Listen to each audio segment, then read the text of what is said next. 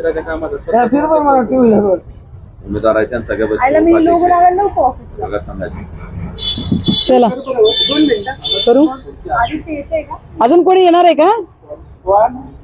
कोण येणार आहे? कौन है? कौन है आप? हाँ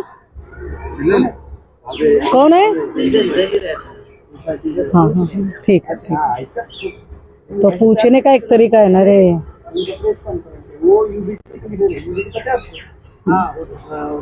बरोबर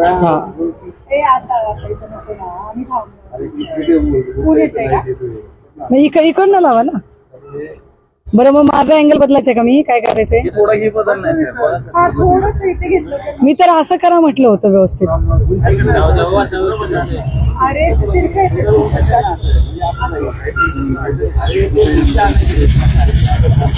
झालं का? नाही नाही उशीच. अजून कोणाचा कॅमेरा यायचा राहिलाय का? कुणीतरी मला लाईव्ह लिंक द्या की एक.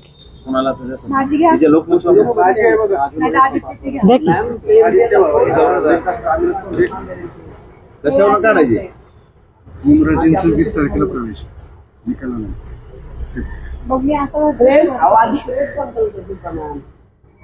हो पत्रावर सही केली साहेब त्यांनी गट म्हणून.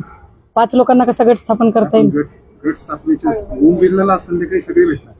अहो पत्र कालच दिलं साहेब. दिले पण आज फिजिकली त्यांचं हे.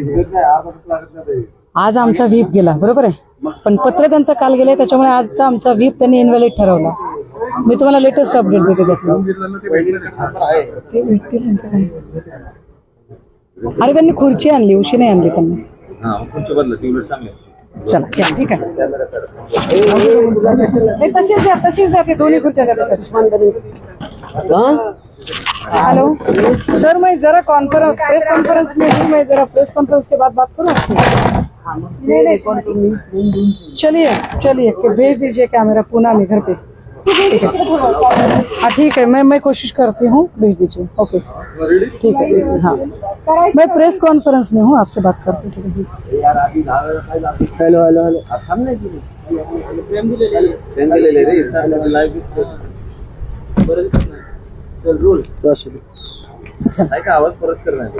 जय महाराष्ट्र. शिवसेना उद्धव बाळासाहेब ठाकरे पक्षाच्या वतीने आपल्या सगळ्यांचं स्वागत आहे. आपल्या सगळ्यांना विषय काय आहे याची कल्पना आहे. आणि थोड्या वेळापूर्वी दिल्लीतून नेते संजय राऊतजी असतील, नेते अनिल भाऊ देसाईजी असतील, अरविंद भाई असतील, या सगळ्यांची पत्रकार परिषद नुकतीच संपन्न झालेली आहे. ज्या पद्धतीने मागच्या काही दिवसांच्या पासून काही चर्चा चालू होत्या आणि त्या चर्चेनंतर काही लोक एक वेगळा गट स्थापन करत आहेत किंवा त्यांनी पत्र दिलंय किंवा ते नॉट रिचेबल आहेत, अशा सगळ्या चर्चा चालू होत्या. या चर्चांच्या पार्श्वभूमीवर आपल्याला काही बोललं पाहिजे, काही भूमिका मांडली पाहिजे. पहिल्यांदा तर हे आम्ही स्पष्ट केलं पाहिजे की ज्या पद्धतीने भाजपाने एक मोडस ऑपरेंडसी ठरवली, एक पद्धत ठरवली की प्रत्येक प्रादेशिक पक्षामधले निम्मे किंवा निम्म्यापेक्षा जास्त लोक वेगळे करायचे, त्यांचा गट स्थापन करायचा, त्यातल्या एकाला नेता म्हणायचं, मग त्यांनी आम्हीच ओरिजिनल आहोत हे सांगायचं आणि मग त्यांनी भाजपला बाहेरून पाठिंबा द्यायचा. डिलिमिटेशनचं बिल नामंजूर झाल्यानंतर भाजपा एका अर्थाने सुडाने पेटलेली होती आणि सुडाने पेटलेल्या भाजपाने आपमधून राघव चड्डा आणि एक गट बाजूला केला, तृणमूल काँग्रेसमधले 20 लोक बाजूला केले. हे बाजूला करताना सगळ्या स्वायत्त यंत्रणा, साम दाम दंडभेद सगळं वापरलं गेलं. राजकारणाचा होता नव्हता सगळा स्तर संपवला गेला, सगळी लोकशाही सगळी संपवली गेली. परंतु जे लोक म्हणतात की पक्ष नेतृत्व, मी जरा पक्ष नेतृत्वाच्या संबंधाने अधिकची मांडणी केली पाहिजे की कुठल्या पक्ष नेतृत्वावर आपण टीका कराल. पत्रकार असतील, राजकीय विश्लेषक असतील, भाजपचे किंवा शिंदेचे बोलघेवडे बार्किंग ब्रिगेड मधले प्रवक्ते असतील, ज्यांना पक्ष नेतृत्वावर टीका करावीशी वाटते, त्याच्यातल्या एकाने उत्तर द्यावं की मग ममता बॅनर्जींची चूक काय होती, अरविंद केजरीवालांची चूक काय होती. आदरणीय शरद पवार साहेबांची चूक काय होती, तर याच्यातल्या चूक कोणाचीच नव्हती. या प्रत्येकाची चूक असलीच तर ती एवढीच की प्रत्येक जण आपापली प्रादेशिक अस्मिता जपत आपापल्या प्रदेशातल्या महत्वाच्या मुद्द्यांना मुख्य प्रवाहात आणण्याचा आणि त्यावर चर्चा घडवून आणण्याचा प्रयत्न करत होते. त्यामुळे ज्यांना स्वार्थ नडलाय आणि ज्याची अनेक कारणं आहेत, कारण शिंदे असतील किंवा भाजपाचे अनेक लोक असतील जे जाहीर सभांमधनं रोज बोलतायत की आमच्याकडे आला तर तुम्हाला फंडची आम्ही कमी पडू देणार नाही, आम्ही सगळ्या प्रकारचे निधी तुम्हाला उपलब्ध करून देऊ. या सगळ्या लोकांनी एकीकडे आर्थिक कोंडी करायची, दुसरीकडे सगळ्या स्वायत्त यंत्रणांचा गैरवापर करायचा, तिसरीकडे काही त्यांच्या महत्वाकांक्षा जागवायच्या आणि मग ज्यांना पॉलिटिकल सर्व्हाइव्ह व्हायचं आहे अशा लोकांनी काही निर्णय घ्यायचं ठरवलं. कालपासून एक फार मोठी काय म्हणता येईल त्याला एक संभ्रम चालू होता की ओमराजे कुठे आहेत, ओमराजे कुठे आहेत. ओमराजे निंबाळकरांच्या संबंधाने आम्हाला सगळ्यांना असं वाटत होतं की ते हलणार नाहीत, कारण यातल्या प्रत्येकाने राऊत साहेबांनी सांगितलं, आम्ही त्याचे साक्षीदार आहोत की कुणी आई भवानीची शपथ घेतली, कुणी कुटुंबातल्या सदस्यांची शपथ घेतली. आता जे देवाची शपथ घेऊन देवालाही सोडत नाहीत, ज्या कुटुंब आपलं सगळं काही असतं आपल्यासाठी, त्या कुटुंबातल्या आपल्या पोराबाळांची शपथ घेऊन त्यांची पर्वा करत नाहीत, ते पक्ष नेतृत्वाची पर्वा करतील अशी अपेक्षा करणं चूक आहे. परंतु काल रात्री 10:30 वाजता पुण्यात एक चार्टर आलं, ज्या चार्टरला तानाजी सावंत लीड करत होते. तानाजी सावंतांच्या सोबत अजून काही लोक होती. यामध्ये नानासाहेब पाटील, मी चार्टर मधल्या लोकांची नावं सांगतेय, नानासाहेब पाटील, अमित क्षीरसागर, जयराजे निंबाळकर आणि ओमराजे निंबाळकर हे तानाजी सावंत यांच्या समवेत दिल्लीला गेले. खरं तर या सगळ्या लोकांचं दिल्लीला जाणं हे अचानक नव्हतंच. मुळात 10 तारखेला दिल्लीला एनडीएची एक महत्वाची बैठक झाली. 10 तारखेला एनडीएची जी पंतप्रधान मोदींनी बैठक घेतली, त्या बैठकीनंतर दिल्लीच्या हॉटेल ताज मानसिंगला या सगळ्या लोकांची बैठक एकत्रितपणे झाली. या बैठकीत आता ज्यांनी गट स्थापनेचा वगैरे दावा आणि या सगळ्या बातम्या येत आहेत, हे सगळे लोक त्या बैठकीला उपस्थित होते. ओमराजेंच्या एका महत्वाच्या केसचा निकाल आहे. निकाल 20 तारखेला येणार आहे. निकालावर का बरं हे सगळं अवलंबून असावं? निकालामध्ये असा काही शब्द दिलाय का? कदाचित निकालामध्ये अशी काही आश्वस्तता आहे का की आम्ही तुमचा पारंपरिक राजकीय विरोधक, तुमची कायमची डोकेदुखी संपवून टाकू, तुम्हाला तुमचा राजरस्ता मोकळा असेल, असा काही शब्द मिळालेला आहे का? नागेश पाटील आष्टीकर बद्दल मी बोलावं तेवढं थोडं आहे, कारण नागेश पाटील आष्टीकर त्यांना असं वाटतं की ते सगळ्यात मोठे तिस्मार खान आहेत. परंतु नागेश पाटील आष्टीकरांच्या गेल्या 2 महिन्यांपासून चाललेल्या जेवणावळी असतील, बैठका असतील, या सगळ्यांच्या बातम्या आमच्यापर्यंत पोहोचत होत्या. मी दिल्लीत नसले तरी दिल्लीत तुमचे 500 असतील, आमचे 50 तरी असतील. त्यामुळे तुमची जेवणावळी कुठे झाल्या, तुमच्या बैठका कुठे झाल्या, या सगळ्या टीमचे मुख्य कॅप्टन संजय देशमुख आणि या सगळ्या टीमचे व्हाईस कॅप्टन नागेश पाटील आष्टीकर. ज्या आष्टीकरांनी परवा दिवशी सुद्धा रात्री फोन केला संध्याकाळी 7 वाजता आणि मला असं सांगितलं की ताई, नांदेडमध्ये लोहबंदेंच्या घरातली 2 मतं आहेत, तुमचे आणि लोहबंदेंचे संबंध चांगले आहेत, तुम्ही तेवढं त्यांना सांगा की रेखाताई लोहबंदेचं मत माझ्या पोराला मिळालं पाहिजे, माझं पोरगं विधान परिषदेला उभं आहे. सगळं काही समजून उमजून सुद्धा मी नागेश पाटलांचं बोलणं ऐकत होते, कारण नागेश पाटील चक्क लोकांना वेडं समजून वेड्यात काढण्याचा प्रयत्न करतायत. त्यांना असं वाटत होतं की ते ओव्हर स्मार्ट आहेत, पण ही सगळी गोष्ट आम्हाला कळत होती. विशेष काल सकाळी नागेश पाटलांनी पक्ष नेतृत्वाला फोन केला. पक्ष नेतृत्वाला सांगितलं की सुषमाताईंना कृपया आपण सांगा की नांदेडला स्थानिक स्वराज्य संस्थांची जी 2-3 मतं आहेत ती त्यांनी तिथे फोन करावा. जे लोक म्हणतात की पक्ष नेतृत्व संपर्कात नव्हतं, तर मग पक्ष नेतृत्वाने तातडीने मला फोन कसा केला? नागेश पाटलांच्या संपर्कात एवढं सगळं होऊन नागेश पाटील आपल्याशी बेईमानी करणार आहेत हे माहीत असून सुद्धा पक्ष नेतृत्वाने नागेश पाटलांना शब्द दिला की हो मी सुषमाताईंशी बोलतो. पक्ष नेतृत्वाने मला फोन केला, सांगितलं की ताई नांदेडमध्ये फोन करा. मला हे सगळं समजत होतं, तरीही माझ्या नेतृत्वाला मी किती दुखवायचं, माझ्या नेतृत्वाला अजून मी किती वेदना द्यायच्या हे समजून उमजून मी त्यांच्याशी काहीही न बोलता म्हटलं सर होय मी बोलते, मी सांगते सर त्यांना.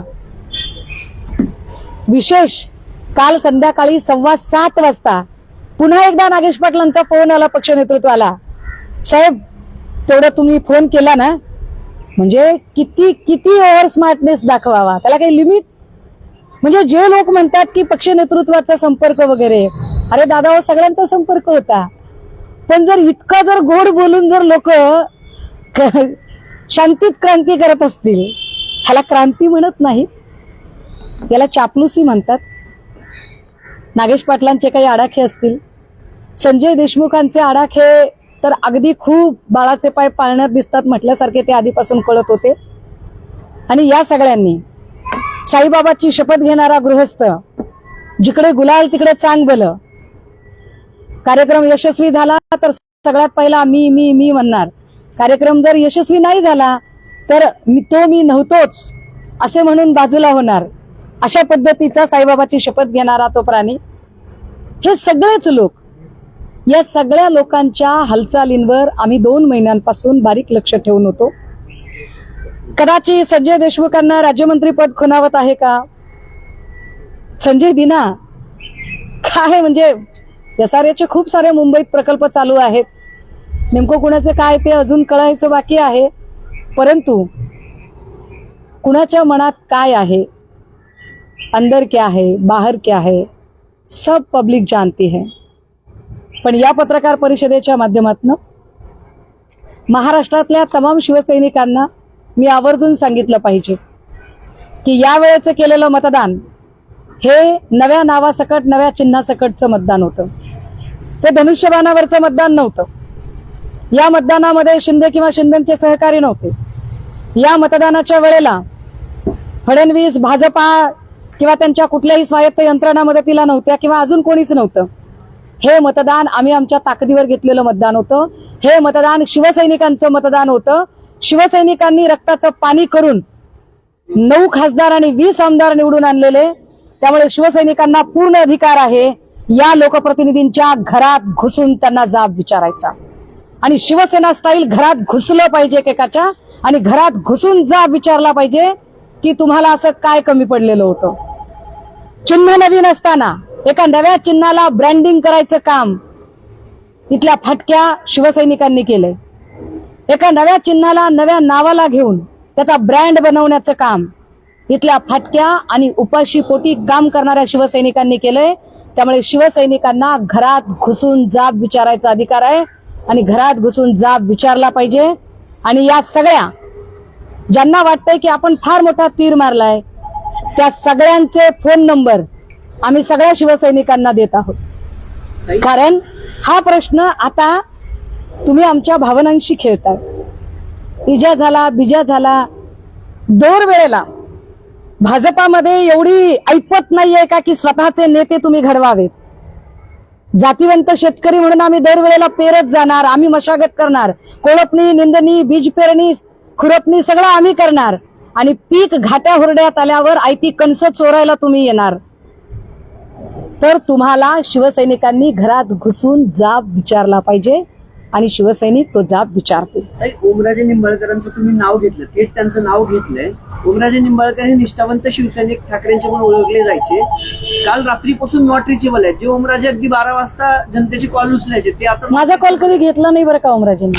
हा पुढे आता ते नॉट रिचेबल आहेत. म्हणजे ओमराजे निंबाळकर दिल्लीला, कारण ते बऱ्याच जणांना असं सांगतात की मी अजूनही पुण्यात आहे, मी अजूनही पुण्यात आहे. पण समजायचं काय नेमका हा संभ्रम का आहे? मी ओमराजे निंबाळकरांना सकाळपासून फोन करण्याचा प्रयत्न करते. ओमराजेंना मी फोन केला पण माझा फोन उचलला गेला नाही.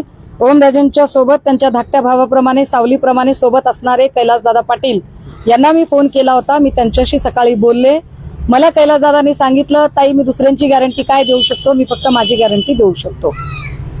त्यामुळे कैलास पाटलांच्या बोलण्यातली संदिग्धता काय ती बरीचशी बोलकी आहे. याच्या उपर जर असं वाटत असेल की नाही मी नाहीये त्यापैकी मी नाहीये, तर गट स्थापन करायला किमान 6 लोक लागतात. मग ते 6 कोण आहे?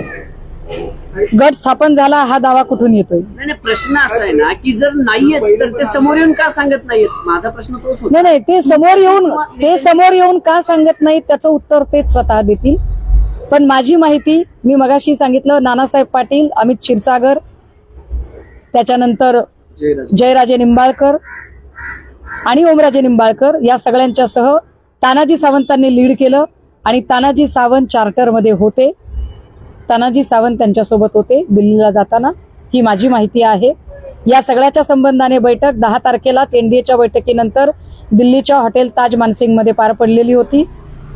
त्यामुळे हे फार व्यवस्थित विचार करून प्रत्येकाने आपापलं पॉलिटिकल सर्व्हायव्हनेस बघून आपापल्या महत्वाकांक्षा म्हणजे लोकांचं मॅन्डेट, लोकांचा विश्वास, लोकांच्या भावना सगळं पायदळी तुडवून ज्या पद्धतीने हे केलं गेलं. पण या सगळ्यातनं मला फडणवीसांना पुन्हा एकदा हे आवर्जून मी फडणवीसांना सांगितलं पाहिजे की फडणवीसजी, तुमच्या प्रचंड सत्ताकांक्षा होत्या, पण आता जे काही झालं त्यानंतर महाराष्ट्रातला मराठी माणूस पुढची 20 वर्ष तरी पंतप्रधान होत नसतो. कारण तुम्हाला अडवण्यासाठीचा जो स्पीड ब्रेकर आहे तो दिल्ली ते नागपूर व्हाया दरे जबरदस्तपणे टाकलेला आहे. हा स्पीड ब्रेकर शिंदे सेना ज्यांनी जन्माला घातली आणि शिंदे सेनेची सरोगेट मदर म्हणून तुमच्याच पक्षाचे नेते जे दिल्लीत वावरतात त्यांनी टाकलेला आहे. फडणवीसजी, तुम्ही जो भस्मासूर तुमच्या मुख्यमंत्री पदासाठी जन्माला घातला होता तो भस्मासूर आता तुमच्या डोक्यावर हात ठेवेल इतका बळकट झालेला आहे. त्याची काळजी तुम्ही करा, कारण मेलेलं कोंबडं आगीला भीत नाही. असेही आम्ही एकदा होरपळून निघालेलो आहोत आणि सत्तेशिवाय राहायचं ठरवलं. फिनिक्स पक्षासारखे आम्ही शून्यातून पुन्हा उभे राहिलो, राखेतनं उभे राहत आम्ही 20 आमदार, 9 खासदार, पालिकेचे 65 नगरसेवक, 3 महापौर, विधान परिषदेमध्ये नार्वेकर असतील, अभ्यंकर असतील, हे निवडून दिले. ज्या संभाजीनगरला सगळं शून्य झालं होतं, ज्या संभाजीनगरमध्ये महापालिका, जिल्हा परिषद सगळं शून्य झालं, तरी सुद्धा आम्ही पुन्हा दानवेंना सुद्धा विधान परिषद दिली. हे पक्षाने केलेलं आहे, ही पक्षाची ताकद आहे. काही सातत्याने पहिली उद्धव शिवसेना होती, तेव्हा देखील उद्धव ठाकरे यांच्यावरती नाव घेतलं जातं. काही काही खासदार यांची देखील हीच चर्चा आहे की आम्हाला उद्धव ठाकरे यांची वागत नाही. मग आपण याबद्दल काही नाही, हे काय असतं ना, माझ्या गावाकडे एक म्हण आहे, निनांद्याला 12 बुद्ध्या असतात, ज्याला नांदायचंच नाही तो 12 कारण सांगतो. जर या लोकांचं जर हे कारण असेल तर मग मला सांगा, तृणमूलचं काय कारण होतं? त्या 20 लोकांचं काय कारण होतं? ममता बॅनर्जी तर काळा कोट घालून अगदी कोर्टापर्यंत सुद्धा धावल्या होत्या, त्यांचं काय कारण होतं? अरविंद केजरीवाल तर स्वतः जेलमध्ये जाऊन आले, मग त्यांचं काय कारण होतं? पवार साहेब तर अगदी दादा गेल्यानंतर 3ऱ्या दिवशी नदी पाहणीसाठी गेले होते, त्यांचं काय कारण होतं? ही सगळी कारणं बकवास आहेत. एकच महत्वाचं कारण आहे, 1 पार्टी 1 इलेक्शन. एका डिक्टेटरशिपकडे आपण जात आहोत. Absolute power and absolute corruption या दिशेनं हा प्रवास आहे. पण या सगळ्या प्रवासात ज्यांनी फोडाफोडीच्या समीकरणाला जन्म घातला, ज्यांनी ही सुरुवात केली, ते देवेंद्र फडणवीस मात्र या निमित्ताने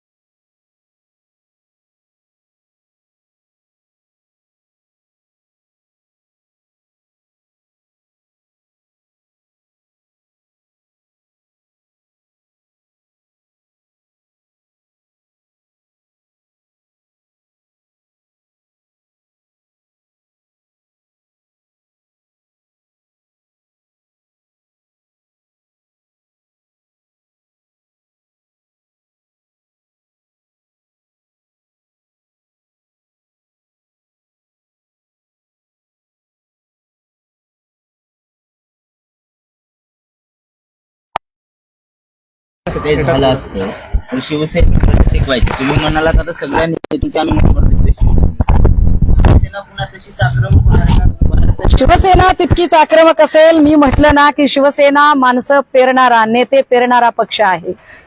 सगळं शून्यवत झाल्यावरही आम्ही पुन्हा हे पीक तरारून उगवून आणलं होतं. हे पीक आम्ही तयार केलेलं पीक आहे. हे पीक आमच्या मशागतीवर आलेलं पीक आहे. हे पीक चोरायचं काम जे करतायत ना त्या चोरांना ते कळलं पाहिजे. आणि राहिला प्रश्न वंदनीय बाळासाहेबांचा, तर वंदनीय बाळासाहेबांच्या काळातही राणेंची बंडखोरी झालीच होती ती तेव्हाही झाली होती. राणेंचा पराभव झाला होता. ज्या पद्धतीने बाळासाहेब शिवसैनिकांना आदेश द्यायचे दादा अजून ऐका, 2.5 वर्ष इलेक्शनला आहेत. ती आक्रमकता उद्धव ठाकरे यांच्यात दिसत नाही म्हणून सातत्याने पक्ष फुटतो. अशी सगळी संधी इतरांना भेटते. मला असं वाटतं की माध्यमांकडून किंवा अजून कोणाकडून एक नरेटिव्ह सेट करण्याचा जो प्रयत्न केला जातोय, कृपया त्याला जरा छेद द्या. एक फार चांगली म्हण आहे इंग्रजीमध्ये, यशाला अनेक बाप असतात, अपयश पोरकं असतं. जेव्हा एखादी गोष्ट अशी घडते त्यावेळेला सरळसोटपणे नेतृत्वावरती खापर फोडणे हे योग्य नाही. कारण मी म्हटलं की जर तुम्ही ठाकरेंना किंवा नेतृत्वावर जर तुम्ही टीका करणार असाल तर मग तुम्ही तृणमूल काँग्रेसबद्दल काय बोलाल, पवार साहेबांच्या नेतृत्वाबद्दल तुम्ही काय बोलाल, अरविंद केजरीवालांच्या नेतृत्वाबद्दल काय बोलाल. 24चं उदाहरण दिलं आता. गुवाहाटी तो पार्ट 1 होता, आता हा गुवाहाटी पार्ट 2 म्हणायचा. तुम्ही 24चं उदाहरण दिलं आणि 4 वर्षात जर 2दा असं होत असेल तर तुमच्या चुका असतील ना कुठेतरी. हो, आमच्या चुका आहेत ना. आमची चूक ही आहे की आम्ही पुन्हा एकदा म्हणजे आईची शपथ घेतल्यावर, बापाची शपथ घेतल्यावर, लेकराची शपथ घेतल्यावर आम्हाला असं वाटलं की माणूस जे काही करतो ते आई, बाप, पोरं, बाळ, बायको यांच्यासाठी करत असतो, कुटुंबासाठी करत असतो. फार हिंदुत्ववाद मानणारे, देव, देश, धर्म मानणारे लोक देवाला आणि धर्माला प्रमाण मानत असतील, पण देवाधर्माची शपथ घेऊन, कुटुंबाची शपथ घेऊन जर लोक पलटत असतील तर त्याला आपण काय करू शकतो बरं. सुषमाताई, आता उद्धव ठाकरे यांनी पत्रकार परिषद घेणं अपेक्षित होता, परंतु इतका मोठा भूकंप झालेला असताना देखील उद्धव ठाकरे माध्यमांसमोर आलेले नाही किंवा त्यांची भूमिका अजून. उद्धव ठाकरे पत्रकार परिषद घेतील, काळजी करू नका. सकाळपासूनचा जो एकूण घटनाक्रम चालू आहे त्या घटनाक्रमामध्ये दिल्लीत एक पत्रकार परिषद संपन्न झाली आहे. उद्या आम्ही जो व्हीप जारी केलाय त्याच्यानुसार उद्या आमची बैठक होते. उद्याच्या बैठकीला अजून कोण कोण हजर राहते एक क्लिअर पिक्चर हातात येऊ द्यात. त्या क्लिअर पिक्चर नंतर स्वतः पक्ष नेतृत्व सुद्धा आपल्या सगळ्यांशी संवाद साधेल. आत्ता जी माहिती आमच्याकडे आहे, ज्या पद्धतीची माहिती येते ते सगळे अपडेट आम्ही आपल्यासोबत शेअर करत आहोत. देसाई आणि सावंत यांनी व्हीप दिलेला आहे, परंतु आपला व्हीप उशिरा केल्यामुळे इनव्हॅलिड ठरला अशी माहिती मिळते. तर हा व्हीप लागू होईल का याचा? ऐका, असं गृहीत धरा की आम्ही व्हीप काल दिला असता तर काय झालं असतं बरं. तर कदाचित ते म्हणाले असते की आम्हाला परवा दिवशीच पत्र मिळालेलं आहे, परवा दिवशी व्हीप दिला असता तर म्हणाले असते. असं काय करतोय. तर ते म्हणाले असते की आम्हाला 3 दिवसापूर्वी मिळालं आहे. त्यामुळे मी मगाशी म्हटलं की ज्या स्वायत्त यंत्रणा आहेत, निवडणूक आयोगासारखी यंत्रणा काय बायस्ड पद्धतीने वागू शकते हे मागची 3-4 वर्ष आम्ही बघत आहोत. आमच्या पक्ष आणि चिन्हाचा निकाल जो सगळ्यात महत्वाचा निकाल आहे तो निकाल 4.5 वर्षांपासून लागत नाही. एका ज्युडिशियल मॅटरमध्ये कुणी बोलू नये असं म्हणतात. अरे बोलायचं नाही ज्युडिशियल मॅटरमध्ये, पण ज्युडिशियल मॅटर चालू असताना त्या संबंधातल्या आमदारांना फंड मात्र वापरता येतो. हे कुठल्या नियमात बसतं बरं. चंद्रशेखर बावनकुळे असं म्हणाले की भाजपचा यामध्ये काही संबंध नाहीये, परंतु शिंदेंनी फडणवीसांशी चर्चा करूनच ही सगळी ऑपरेशन टायगरची मोहीम राबवलेली आहे. काय आहे, बावनकुळे जरा उतावेळ झालेत. बावनकुळेंना असं वाटतंय की आता जर खांदेपालट झाला तर मुख्यमंत्री पद आपल्याला मिळेल. बावनकुळेंना मुख्यमंत्री पदाचे डोहाळे लागलेत. पण या पत्रकार परिषदेत जाहीरपणे चंद्रशेखर बावनकुळे, मी नेहमी तुम्हाला सांगते की तुम्ही ओबीसी असल्यामुळे तुमच्याबद्दल एक आत्मीयता वाटते, पण हा भाबडेपणा सोडा. तुम्हाला आयुष्यात मुख्यमंत्री पद मिळणार नाहीये. तुमचं सोडा, तुमचा सहकारी ज्याची तुम्ही रोज ओढताय, आता त्याची सुद्धा खुर्ची धोक्यात आलेली आहे. जागे व्हा. तुम्ही जे काही पेरलेलं आहे ते दाम दुप्पट योजनेने आता उगवलेलं आहे. तुम्ही बळकट केलेला भस्मासूर आता तुमच्या डोक्यावर हात ठेवायला सज्ज झालेला आहे. त्यामुळे बावनकुळे, प्लीज प्लीज जागे व्हा. नाही, फडणवीसांचं या ऑपरेशन टायगर मध्ये ब्रेन आहे किंवा अप्रत्यक्षरित्या सहभाग आहे असं तुम्हाला वाटतं? नाही, मला असं वाटतं की देवेंद्र फडणवीसांची हातबलता आहे. हा, ते काल ते पुण्यातच म्हणाले की आम्ही आमच्या नेत्यांवर अंधविश्वास ठेवतो. म्हणजे आता त्या तो सगळीकडे असतो बघा. विश्वासावर काय म्हणतात त्याला, उम्मीद पे दुनिया कायम आहे म्हटल्यासारखं विश्वासावर सगळं जग चालतं. जर एखादा नेता आपल्या पोराची शपथ घेतो, एकुलत्या एका पोरीची शपथ घेतो, आपलं लेकरू आजारी आहे असं सांगतो, आई भवानीची शपथ घेतो, शिर्डीच्या साईबाबाची, शिर्डी वही आते है जिन्हें बाबा बुलाते है, त्या साईबाबांची शपथ घेतो, तर विश्वास ठेवणं स्वाभाविक आहे ना. ताई, मग आता ते जे 6 खासदार आहेत किंवा शिंदे गट जो आहे किंवा शिवसेनेची शिंदेची शिवसेना जी आहे त्यांच्याकडनं अधिकृत काहीच नाही आलं अजून. तुमच्याकडनं मात्र अधिकृत तुम्ही नावं घेतलेत. मग आता देशानं राज्यानं असं समजायचं का की हे 6 खासदार गेले तुम्हाला सोडून? ते कोण 6 गेले ते अजून आम्हाला कळायचंय. तुम्ही नाव घेतली की आता त्याच्यातले काही? ऐका, मी असं म्हटलं की रात्री कोण गेलं, ते दिल्लीला अजून वेगळ्या कामाला गेले असतील असं गृहीत धरू. पण ते गेले ना, ते रात्रीच गेले. ते सकाळपर्यंत जे सांगतायत की मी पुण्यात, ते पुण्यात नाही, ते रात्री गेले. उद्या नाही, जर संजय राऊत असं म्हणाले की झालेलं आहे, व्हीप जारी झालेलं आहे आणि उद्या जर हे 6 खासदार स्वघरी परतले नाही तर त्यांच्या विरोधात काही कायदेशीर कारवाई आपण करणार आहोत. मी म्हटलं ना की नागेश पाटील आष्टीकर जे कालपर्यंत ओव्हर स्मार्टनेस दाखवत होते आणि ते असं दाखवायचा प्रयत्न करत होते की मी इथेच आहे. अगदी कालही ते बोलताना म्हणाले की साहेब माझी सही तिकडे कोणी करू शकतं बरं का, मी घरीच आहे. म्हणजे म्हणजे याला खूपच तयारीचा माणूस लागतो. नागेश पाटील आष्टीकर म्हणजे फुल तयारीचा माणूस. परंतु याची कुणकुण आम्हाला जेव्हापासून लागली तेव्हापासून आम्ही आमच्या ज्या काही लिगल गोष्टी आहेत त्यावर काम सुरू केलं होतं. आमच्या कायदेशीर बाबी आणि त्या संबंधाने कामकाज बघणारे खासदार अनिल भाऊ हे त्या संबंधाने दिल्लीमध्ये सातत्याने वेगवेगळ्या कायदेतज्ञांशी बोलत होते. त्यानुसार आम्ही कायदेशीर पावलं उचललेली आहे. व्हीप जारी झालेला आहे आणि त्याच्या इतर अजून जे लिगल आस्पेक्ट आहेत मला कल्पना आहे. मी हे सगळं बोलल्यानंतर भाजपची वफादारी केल्यामुळे ज्या निकमांना राज्यसभा मिळाली ते निकम लगेचच याचा लिगल आस्पेक्ट कसा चूक आहे कसा बरोबर आहे हे सांगायला पोपटासारखे पुढे येतील. पण आम्ही त्यांनाही सांगितलं पाहिजे की जर खासच तुम्ही लोकशाहीचे भोगते असाल तर पार्लमेंटरी डेमोक्रेसी अभ्यासा, डिफेक्शन लॉ अभ्यासा आणि मग बोला. काही या सगळ्या राजकीय परिस्थितीला ना ऑपरेशन टायगर असं नाव देण्यात आले. संजय राऊत असं म्हणाले की या निमित्ताने त्यांना कळलं की आम्ही टायगर आहोत आणि ऑपरेशन टायगर. मग ऑपरेशन टायगर शिंदेचं सक्सेसफुल झालंय? ऑपरेशन टायगर सक्सेसफुल झालं की नाही हे मी म्हटलं ना की उद्या 11ची बैठक आहे तेव्हा आपल्याला कळेल. पण एक नक्की आहे की जर ते टायगर असतील तर त्यांनी दिवसाढवळ्या येऊन प्रेस कॉन्फरन्स करत गाजावाजा करत एक डरकाळी फोडून सांगितलं असतं. रात्री अपरात्री कुठेतरी चार्टरमध्ये बसायचं, लोकांना इमोशनल ब्लॅकमेलिंग करत माझं लेकरू आजारी आहे, पुरीची शपथ, पोराची शपथ, बायकोची शपथ, देवाची शपथ, आई भवानीची शपथ, साईबाबाची शपथ, अशा गोष्टी केल्या नसत्या. त्यामुळे याला टायगर ऑपरेशन म्हणायचं की नाही हाही संशोधनाचा मुद्दा आहे. या सगळ्यानंतर एक व्हिडिओ व्हायरल होतो ज्यामध्ये बाळासाहेब म्हणतात की कोणी जर कुठले तरी त्यांना रस्त्यावर तुडवा अशी भाषा. नाही, आता त्या मार्गाने शिवसैनिक जातील. मी तर म्हटलं ना की हे मॅन्डेट शिवसैनिकांचं मॅन्डेट आहे. या निवडणुकीत मी अजून एक गोष्ट सांगितली पाहिजे. जे म्हणतात ना की आम्हाला निवडणुकीत मदत केली नाही, आम्हाला आर्थिकची मदत मिळाली नाही, याच्यातला एकही जण म्हणू शकत नाही. नागेश पाटील आष्टीकरांना किती आर्थिक मदत केली त्याची साक्षीदार मी आहे. अमरावतीला सुनील खराटेला किती मदत दिली त्याची साक्षीदार मी आहे. बदामराव पंडितला किती मदत दिली होती त्याची साक्षीदार मी आहे. याच्यातल्या प्रत्येकाला मदत गेली होती. वाकचौरेंना सगळ्यांना मदत गेलेली होती. त्यामुळे यांना सगळ्या प्रकारे मदती पोहोचलेल्या आहेत. आता एवढं सगळं होऊन एका नवीन चिन्हावर एवढी मेहनत घेऊन ज्या शिवसैनिकांनी दिवस रात्र मेहनत घेऊन, काही शिवसैनिक तर बिचारे पदाशिवाय काम करणारे आहेत. आमच्या सोशल मीडियासाठी काम करणारे सगळे लोक उत्स्फूर्तपणे काम करतात.